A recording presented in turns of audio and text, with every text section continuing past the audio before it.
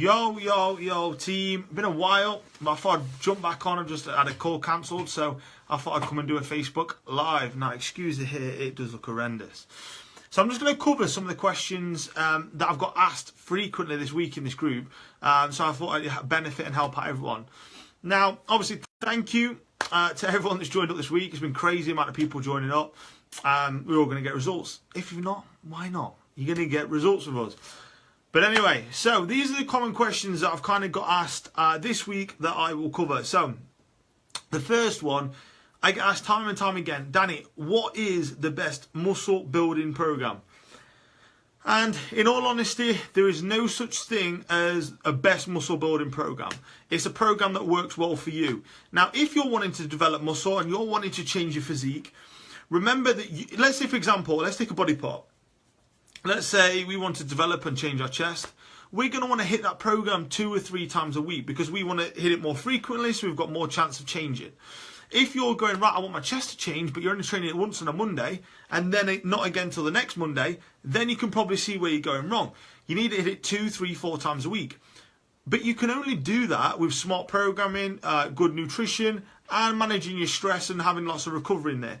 When you're doing that, you're priming yourself for results. Like I say to every client that comes on board, the healthier we make you, the quicker and the better that your results will be. So when it comes to muscle building, once again, you still want to make yourself healthier to be able to get best results. But I would eat each muscle part 2 to 3 times a week. I'd look at my weak areas. So what we do with every client is assess the posture. We assess the physique. Hello, Josh. Hope you're right, buddy.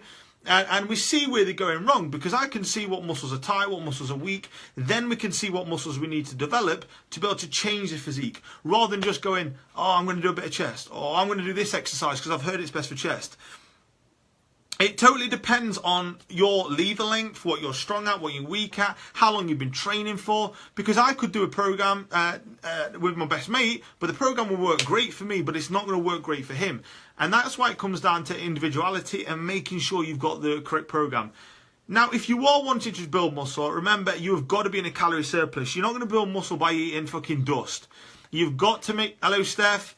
You've got to make sure that you are eating plenty of calories, good amount of protein, and you are keeping a lot of your carbs around your training and taking your carbs high. You've got to push it. What I say to every client is, look, we want you to build muscle. We want to get to this position in 6 months' time, in this position in 12 months' time.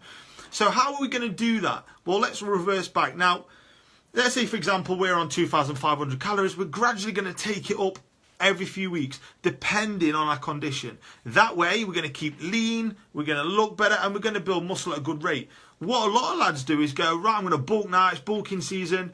They'll put a lot of calories in, and they just look like a fat mess or a potato. So, and then what they have to do is aggressively diet, which is not ideal. So, to build muscle, it takes smart programming. You've got to manage stress. You've got to obviously train hard, you've got to track your numbers, but there's no best one muscle building program. It totally depends on the person, but you're never ever going to build muscle unless you're eating enough food. So that'll be the first port of call. Alright, so, alright, here we go. Best abs plan. The amount of times I get asked, Danny, what is the best exercise to develop my abs and to bring through my abs? And I say, you can do planks till you die. You can do ab crunches till you die. If you're still a fat fuck, you're not going to drop weight. So what you've actually got to do is you've got to get leaner. You've got to drop body fat. No one exercise can spot reduce body fat. So if somebody tells you, yeah, I'm doing plank for abs to lose body fat, it's bullshit. You're not ever going to lose abs, body fat off that area. What will lose body fat, hey up Matt, are you alright? What will lose body fat is being in a calorie deficit, managing your stress and getting you leaner. When you do that, then your abs will come through. There's no one ab exercise that's going to build your abs. Now, let's say, for example, right now, I'm getting lean, as you can probably see from a skinny face, so not a fat little face. That what's happening is that now I'm getting leaner, I'll start to do a lot more direct ab work. For some people that have got genetically thicker abs, they will never ever have to do any ab training. I've got genetically smaller abs, so I have to do a lot of ab work. But if you're still fat, then you don't have to do any ab isolation work. I would just get in and train properly. I'd be in a calorie deficit. I'd get fitter. I'd get healthier. I'd make sure I'm eating better.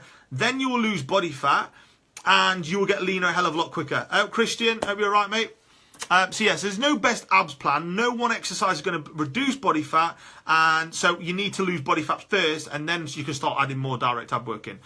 Unless you're very weak in the abdominal area, then obviously you can start to add that work in. Right. So, okay. So I think right. How long do I need to lose body fat for? Well, it depends how fat you are. If you're really fat and obese, then you're probably going to need longer. And I always tell people, if you think you need 8 to 10 weeks, give yourself 14 to 16 weeks, because everybody's got a life. You're not a robot, so there's going to be ebbs and flows. There's going to be good periods. There's going to be down periods. And also, if you've never ever got lean, you haven't got the habits to get lean. So you need to work on your habits. You need to get rid of your bad ones and get some good habits in that support your goal. You need to change your environment. So a lot of people will still have loads of junk in the house or whatever, and they're wondering why they keep binging. You've got to change your environment. You've got daily rituals. You've got to start to see progress. So once again, when it comes to body fat, it takes time. The leaner you are, the less you need. But even if let's say, for example, like when I had a lot of bodybuilders and fitness models that I used to train, I used to say to them, let's do it a little bit longer. Let's take longer. Why? Because we're not going to sacrifice muscle. We can take it nice and slow, and we can develop your physique, and we can keep a lot of our muscle mass. So I'd always say take it nice and slow. I'm not a big fan of aggressively dieting unless we've just got that.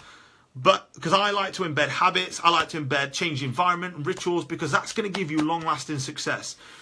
And especially if you've got, and obviously what you can do then is obviously you're going to see progress, and you know your goals. And it just takes time to get all that in and embed it in your system. So I like to have a little bit longer to be able to get your results. So don't rush through the process. Yes, you can get results, quick fix dieting, but it just takes time. You're going to go through the ebbs and flows of that a lot more. So right now, I just say, take your time, give yourself 4 or 5 weeks, and longer than what you think, and then it gives you time to embed your habits and routines, and then you can see steady progress. Can I eat fruit? So I think that means, can I eat fruit when I'm dieting? Of course you can. Like, a lot of people nowadays have got a diet that is so heavy in sodium, so heavy in salt, but it's very low in potassium, which is like from your fruit and veggies. So what we tend to do at Fox with a lot of our clients is go, you have got a very high salty diet, so let's pull that salt down a little bit, and not taking salt totally out. But what we're also going to do is take your potassium levels up with fruit and veg. So I'm a big fan of having fruit in there, sorry.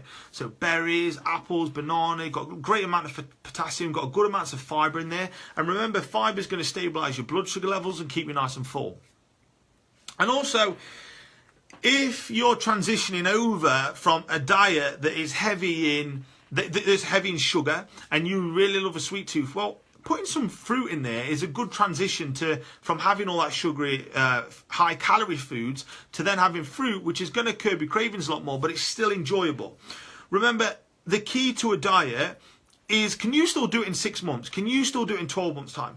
If you can, then it is probably a good diet. And a good diet is one that you can sustain and enjoy. So yeah, that works fine. You can have fruit in your diet. If someone tells you not, bullshit. You just need to make sure you're working hard, you're in a calorie deficit, and you'll still drop body fat. Okay. Why am I... I kind of answered this one a little bit ago, but I'll answer again. Right, so why am I still not losing body fat with a meal and a training plan? Right. Obviously, it's difficult to say without what you do, without what you're doing, but people just see losing body fat as a meal and a training plan. That's all I need. Just give me a meal and a training plan. And like I've said before in plenty of posts, that is just a part of the puzzle.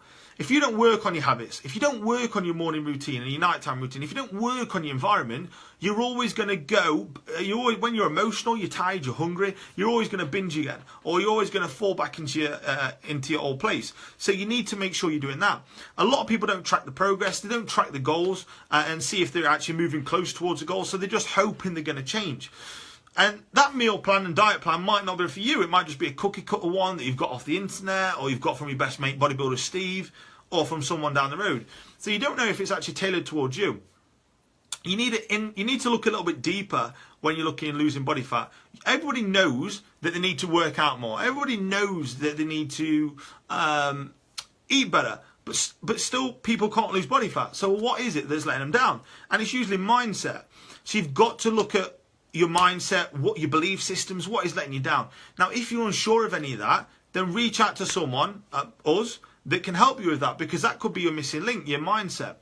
And then when you've got all that locked down, you've got a diet that you enjoy, you start to see progress. And what happens when you see progress? That feeds motivation. Then you're going to keep on getting results and results and results. And what you might also, this is one thing as well that I see all the time, that people do Monday to Friday really well, eat really clean, eat really healthy, they're getting good results. Saturday to Sunday, they go out with their lads, they drink, they binge. Saturday, Sunday's a write-off, they eat loads of food, they hold loads of water. Then Monday, they're going back through the same cycle. Now, let's say, for example, we hold calories here, 2,000 calories a day. 5 days a week, we're on 1,500 calories, so we're in a deficit.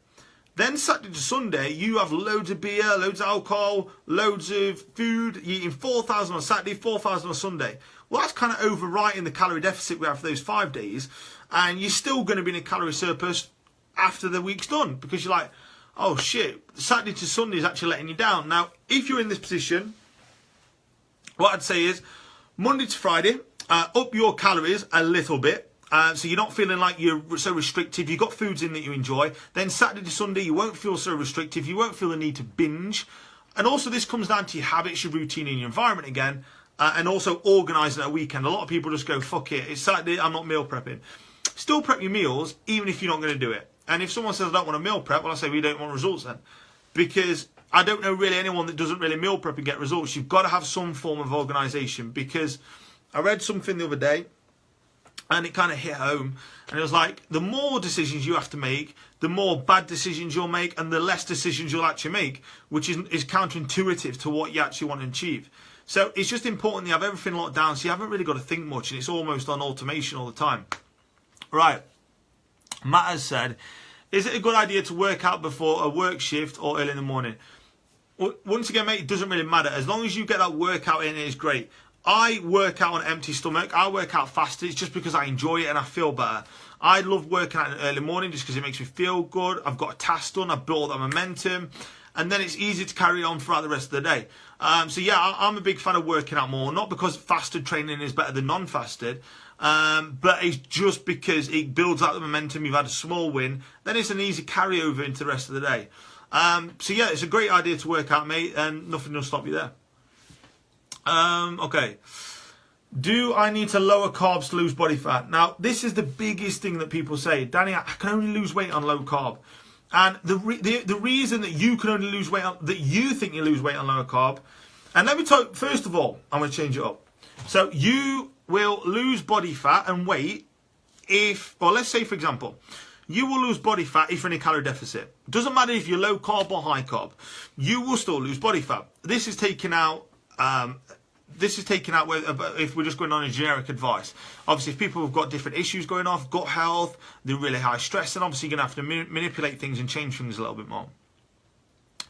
So, you don't need to, obviously, lower carbs too much. Now, I always say, I like to keep with my clients, I like to give them as much carbs as I can, because they're going to perform better, they're going to recover better, they're going to feel better, and they're going to enjoy the diet better. And once again, if they're training harder, they're going to burn more calories.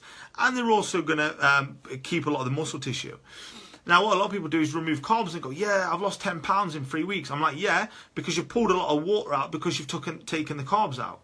You might not have lost any more body fat than if you'd have kept high carb.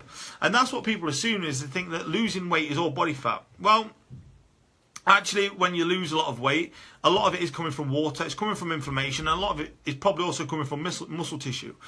So what I like to do with our clients is go, look, weight, we like to know. We'll judge that every 2 or 4 weeks. But the main part of the results is going to be measurements and your photos. If they're looking different, like let's say, for example, you've lost loads of weight, but you look no different, it doesn't really matter. You still look like shit. So you've got to make sure you've got your main points of measurement are your measurements and your photos. Because if they look different, well, guess what? You're going to feel different, and your clothes are going to look different, and you're going to get results. And that's kind of what it is all about, really. So yeah, so you still lose body fat, whether you're high carb or low carb. All that matters is you're in a calorie deficit. Now, don't get me wrong, if you are stressed, or you've got loads of different gut issues, or you've got thyroid issues, then maybe we're going to have to manipulate your carbs a lot more. But let's take that out of the question. And for most people, they'll lose body fat if they're doing high carb or low carb. They just need to eat less and move a little bit more, in all honesty. So, hope that Facebook Live helps, guys. If there's any more questions, send me these questions through, and I'll do another one later in the week, and I'll get them answered then. Thanks, guys.